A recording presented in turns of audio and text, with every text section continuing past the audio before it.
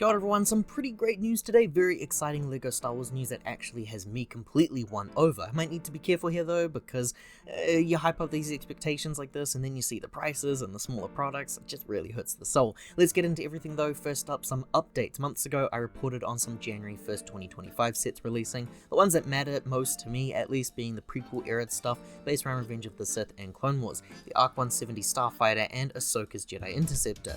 We now have some reports on the minifigures included for both of those sets, which has pretty much sealed the deal for me on these. I just cannot wait to see these in person now. Ahsoka Starfighter is set to include Ahsoka now with the MIDI scaled legs, a new R7A7 figure, and a new figure of Anakin. Early reports say that Anakin and Ahsoka will be appearing all new with their design, so I'm really excited to see some brand new printing. My conflict here though is that I really want to see Anakin and Obi-Wan again in their early Clone Wars armor designs, but that likely won't happen here since Ahsoka is set to be based around the middle chapters of Clone Wars in her Padawan appearance, so we'll just have to wait and see what happens there. For the ARC 170 fighter, the figures included here are Captain Jag, Oddball, a Phase 2 Clone Trooper pilot, and an astromech of R4P44. A great little selection there. I do love it when the clone vehicles just have a good selection of clone-based figures. Save those named Jedi for other sets in the future. Jag has been made before, in fact he was previously released in the last ARC 170 fighter set, as well as the astromech buddy. These all sound like pretty good inclusions. And now for the brand new set leaks and rumors. Sets listed are labeled as releasing in May of 2025.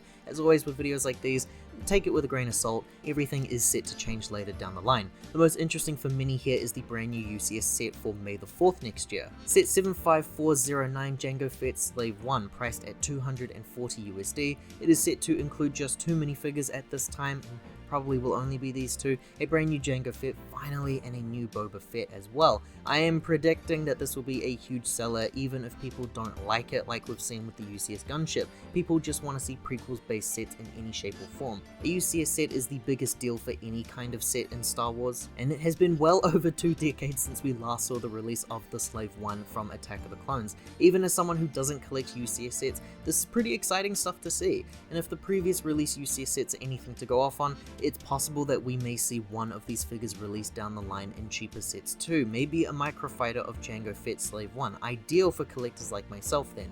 Pairing up with that, we have set 75408 Jango Fett helmet in the helmets collection, priced at $80 USD, and it should be a nice one to pair up with Boba Fett. I don't collect the helmets myself. I knew that I would become a bit too addicted to that line that just keeps on impressing me. The prices are pretty high as well for what they are though. Another 18 plus set releasing along the same line is a Buildable Logo of Star Wars, set 75407 Buildable Logo, also priced at $80 USD, and we're supposed to also be getting a logo of Marvel as well in the same year, so it looks like we could expect to see some buildable logos from the LEGO group in the future. I'm sure they did their research into this as to who would want this, and I'm sure there's a market out there, because otherwise why would they be making them, but the market definitely does not include me. This set here though is 100% made for me and many of you watching. Set 75399 Andor U-Wing. It has the same price of $80 USD and based around the second season of Andor releasing next year.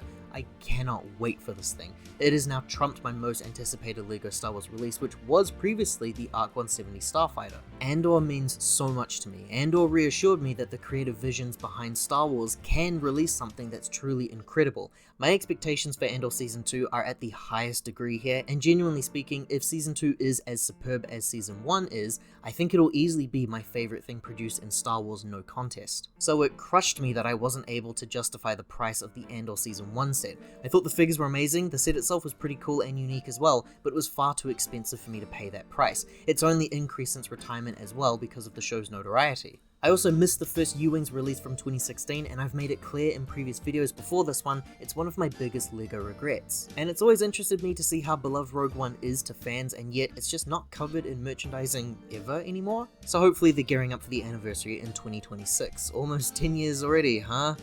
Oh boy. Comparisons then, the first one was released at $80 USD in 2016, released with 659 pieces and 5 minifigures, 4 of them remaining exclusive.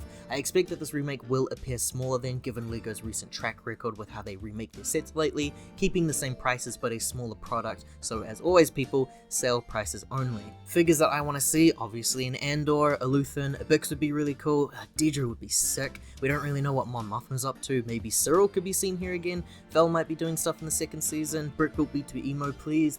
I All of it really is what I'm wanting. I'm very excited, as you can see, and this is easily my most anticipated release. And to wrap up the news video here, there is a small rumor of another Jedi Starfighter releasing. Might as well mention it here in case it's true, because it is very exciting stuff. Set 75400 has been labeled as Plo Koon's Jedi Starfighter. If this is true, this tells me that this is supposed to be paired with the Arc 170, which means it's based on Plo Koon's death scene in the movie and not the opening scene. Ultimately, here's why I want it to be true. I desperately want to see a much better mold for Plo Koon. The old figure just does not cut it by today's standards in my eyes. The figure is solid enough and I love it for my nostalgic reasons, but he desperately needs an upgrade to actually match the appearance of the live action depictions. I need to see that head be a lot wider. I even like the idea of the color change as shown in the older LEGO games, but at the very least, widen that head please. Kids love the Jedi aliens. Hell, adults like me who were kids when the Clone Wars aired on TV, we love the Jedi aliens, so my hope here is that we get to see some more remakes of these guys. They are all very expensive in the aftermarket space, and everyone would much rather buy brand new sets with premium feeling figures than a second-hand Kit Fister figure that no longer has his printing. What are your thoughts on the updated leaks and rumors? Liking this video and subscribing to the channel here does help to support more future videos like this one, and it also allows me to buy these sets at release. That's pretty cool. Thank you for watching. Ka kite anō. I hope to see you all next time.